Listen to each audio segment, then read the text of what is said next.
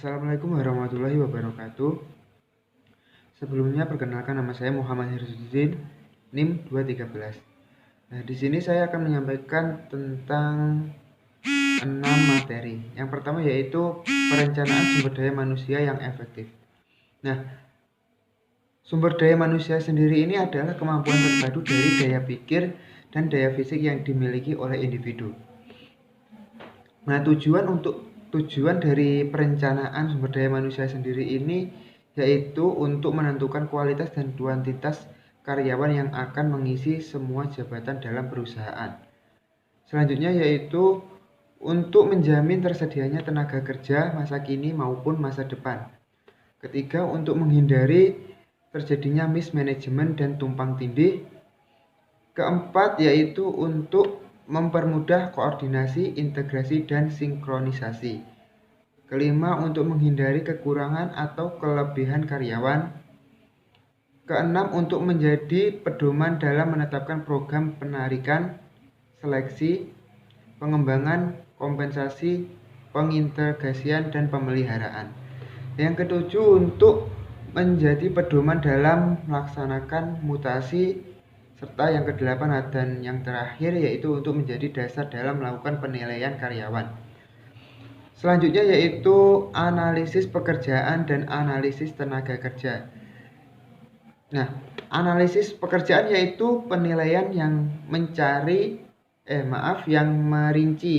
merinci sebuah pekerjaan beserta perilaku yang diperlukan dalam mengerjakannya. Nah, dari pengertian di atas dapat disimpulkan bahwa dalam analisis pekerjaan sendiri ini terdapat dua masalah, yaitu permasalahan tugas dan permasalahan tenaga kerja.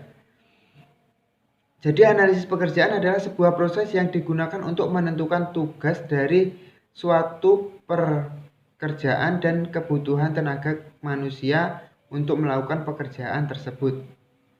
Nah, adapun manfaatnya yaitu untuk analisis penyusun pegawai, desain organisasi, dan selanjutnya yaitu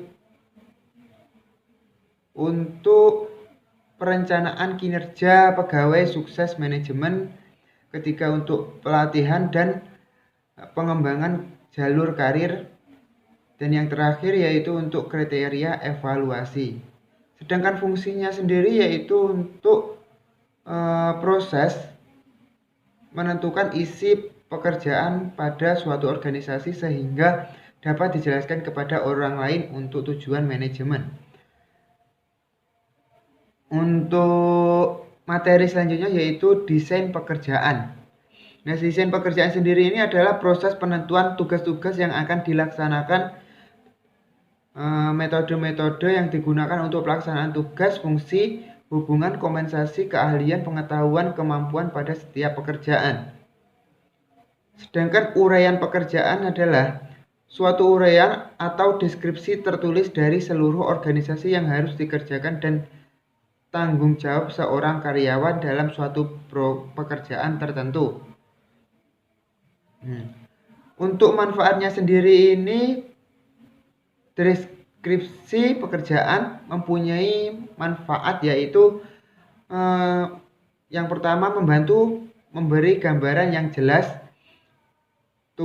tentang tugas dan tanggung jawab pekerja. Kedua, mempermudah prosedur penarikan dan pelatihan tenaga kerja. Dan yang keempat, untuk membantu tenaga kerja dalam merencanakan karir mereka. Selanjutnya yaitu materi rekrutmen tenaga kerja.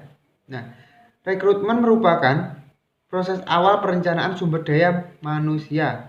Nah, proses rekrutmen sendiri ini dilakukan setelah melakukan analisis jabatan dan perencanaan sumber daya manusia.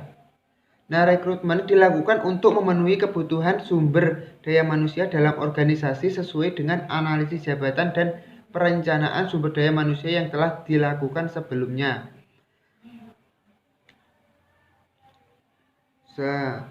Untuk tujuannya sendiri memiliki beberapa tujuan yang dikemukakan oleh Shimamura.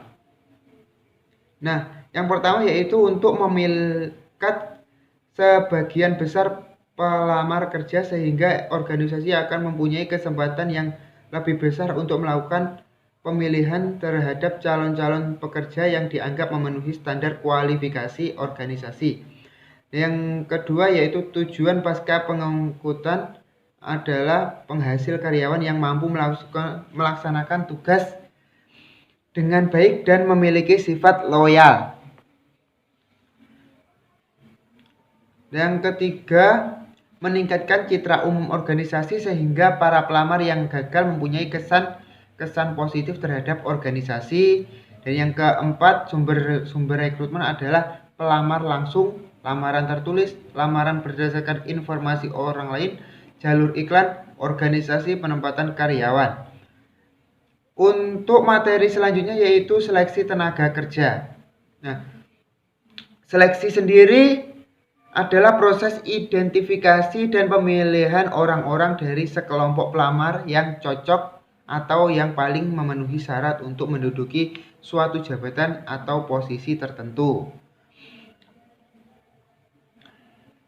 Nah, adapun tujuan dilakukan seleksi yaitu untuk mendapatkan karyawan yang berkualitas, potensial, jujur, disiplin, serta dapat bekerja sama, baik dengan atasan ataupun bawahan. Yang terakhir yaitu tentang orientasi dan penempatan tenaga kerja. Nah, orientasi sendiri ini adalah merupakan program untuk memperkenalkan pegawai baru pada peran-peran mereka. Sedangkan penempatan tenaga kerja adalah suatu proses pemberian tugas dan pekerjaan karyawan yang lulus dalam seleksi untuk melakukan secara kontinu dan wewenang serta tanggung jawab yang melekat pada posisi dan komposisi yang ditetapkan secara bertanggung jawab. Nah, intinya penempatan kerja ini adalah penempatan yang cocok bagi karyawan setelah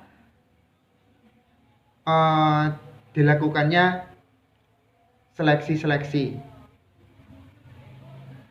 Nah, itu tadi sedikit penjelasan dari beberapa materi, yaitu 6 materi yang telah saya sampaikan.